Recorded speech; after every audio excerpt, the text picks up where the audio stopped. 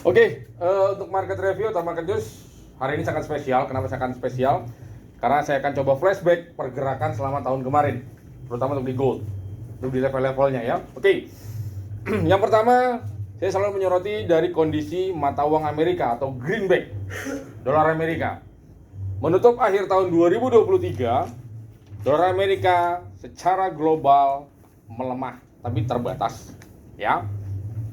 Karena apa? Kita tahu, tadi sudah disinggung oleh teman kalian, ekspektasi bahwa Bank Sentral Amerika, The Fed, adalah merupakan bank sentral pertama yang direncanakan atau diprediksi akan memangkas tingkat suku bunganya sebanyak 150 basis poin pada tahun 2024 ini. Ya. Namun kita belum tahu gambarannya di bulan apa dan bagaimana mekanisme pelaksanaan pemangkasan tingkat suku bunga tersebut. Yang pertama. Yang kedua, penekanan dolar Amerika juga terjadi karena apa? Nilai yield obligasi dengan tenor 10 tahun ini juga anjlok. Ya, seperti itu.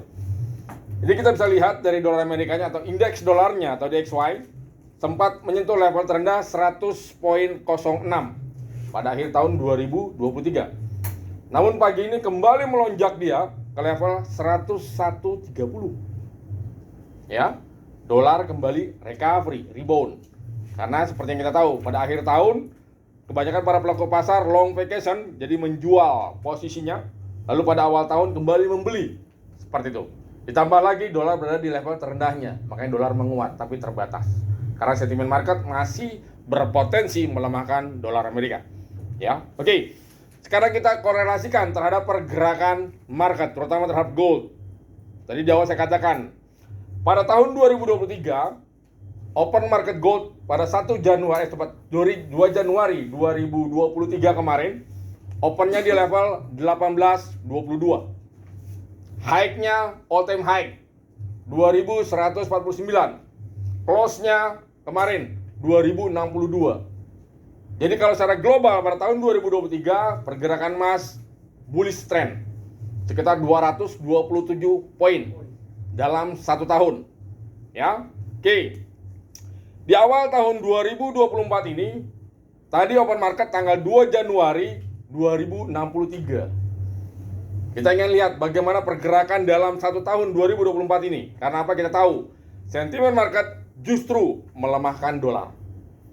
Jadi kalau secara teknikal berpotensi gold akan break all time high-nya jika pelaksanaan pemangkasan tingkat suku bunga benar dilakukan. Seperti itu, ya. Oke. Pada akhir Jumat kemarin pada tahun 2023, harga emas tertinggi 2074. Terendahnya 2058. Ya. Oke. Kalau secara teknikal pergerakan gold masih cenderung sideways, terbatas, ya. Kalau secara teknikal juga kita tahu strong resistance berada di level 2088. Ya. Strong supportnya ada di level 2050. Jadi berada di range itu, ya. Kalau secara teknikal. Jadi kalian tahu, kalau seandainya sudah mendekati level 2088, kalau tidak berhasil di break, kalian boleh sell di situ. Lalu untuk supportnya 2050. Jika tidak berhasil di break, kalian boleh buy di level situ. Ya, dengan target bisa copi-copi 3 sampai dengan 5 poin untuk pergerakan day trade atau harian. Ya, oke. Itu kalau secara teknikal. Secara fundamental, pekan ini akan banyak sekali list data. Ya, yang pertama ada ADP non-farm employment change.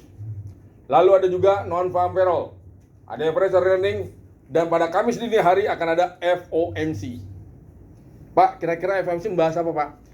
FOMC, Powell akan kembali menegaskan apakah ekspektasi atau sentimen market yang berlaku saat ini akan benar terjadi atau tidaknya di bulan Maret tahun 2024. Jadi sangat penting. Makanya kalian bisa jual di awal tahun ini agenda pertemuan FOMC plus beberapa high impact yang akan berpengaruh terhadap pergerakan market. Seperti itu. Oke, itu fundamental. Fundamental selanjutnya, ketegangan di Timur Tengah ini meluas. Kalau seperti ini berpotensi gold akan kembali bullish. Ya, karena apa? Amerika sudah menembak jatuh 3 pesawat Houthi. Kita tahu karena Houthi adalah negara dari Yaman yang menghalangi distribusi minyak yang berbendera Israel atau kapal yang menuju ke Israel. Ya, ini memanas. Ini akan sangat berpengaruh terhadap pergerakan minyak. Nanti kita kupas lebih detail. Tapi ini juga akan berdampak terhadap pergerakan gold. Karena antara gold dan minyak merupakan komoditi. Biasanya mereka bergerak selaras. Seperti itu. Ya. Oke. Itu untuk pergerakan emas tepatnya secara level teknikal dan secara fundamental. Ya. Lalu ke minyak, tadi sudah saya singgung sebatas. Ya. Ketegangan di Timur Tengah tepatnya di Laut Merah, ya, antara Houthi dengan beberapa armada distribusi yang awalnya sempat terjadi distribusi kembali namun kembali tertahan karena serangan yang dilakukan oleh Houthi dan Amerika. Seperti itu.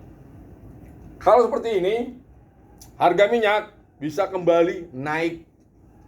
Yang awalnya sempat turun, kembali naik dia. Kenapa?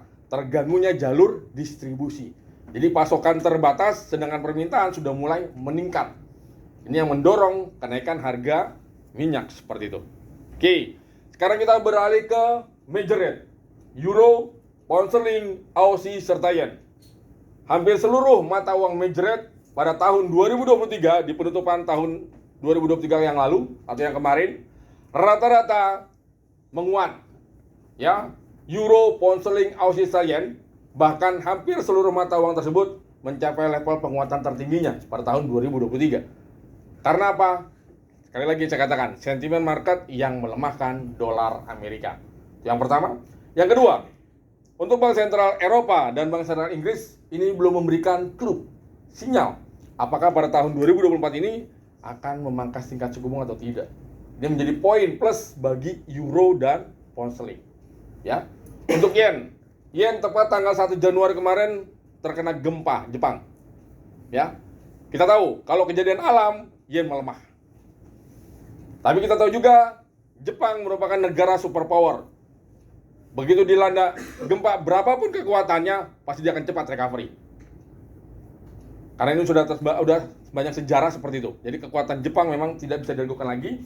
Begitu dia melemah, potensi penguatan akan cepat. Ya. Oke, jadi pergerakan yen dia melemah terbatas, tapi potensi penguatan akan ada. Karena sentimen market yang melemahkan dolar Amerika seperti itu ya. Oke. Untuk Aussie secara teknikal sudah menyentuh level tertinggi penguatannya 0.68900, hampir 0.69 hampir seperti itu. Tapi sekarang bergerak kembali melemah. Wajar, karena apa? Aksi profit taking. Yang pertama.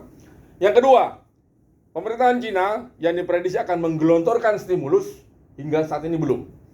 Ini juga yang menekan pergerakan Aussie. Tapi kalau secara teknikal, Aussie berpotensi menguat terbatas. Seperti itu. Oke, sekarang kita beralih ke indeks saham. Indeks saham Amerika ditutup tahun 2023 kemarin dalam 1 bulan itu sangat hijau atau positif. Ya, Dow Jones Industrial Average ditutup naik 13,45%. S&P 14,36% dan Nasdaq yang sangat mengejutkan 54,90% dalam 1 bulan. Jadi indeks saham Amerika di Wall Street ini sangat positif. Karena biasa kita tahu setiap akhir tahun Santa Claus Rally itu terkenal. Tapi pada awal tahun ini di Januari biasanya berbalik dia. Itu sudah siklus tahunan. Jadi kalian nggak usah kaget. Jadi kalau untuk nasabah kalian atau calon nasabah kalian yang biasa trading di saham udah nggak kaget untuk simulasi seperti itu, si mekanismenya ya. Oke, sekarang kita beralih ke indeks saham Asia, Nikkei dan Hang Seng. Nikkei naik terbatas karena pelemahan yen yang tadi saya katakan terjadinya gempa. Hang Seng juga dia recovery karena apa? Berada di level terendah. Jadi para pelaku pasar sudah melakukan aksi beli di Hang Seng. Tapi kenaikan Hang Seng masih terbatas. Kenapa yang tadi saya katakan? Kondisi Cina yang belum mengeluarkan stimulusnya, bagaimana cara menanggulangi perlambatan ekonomi yang melanda negara tersebut seperti itu. Ya. Oke. Itu adalah market review dan market news di awal tahun 2024. Semoga bisa membantu kalian untuk di dalam prospek ke nasabah. Oke? Ada yang mau ditanyakan? Silakan.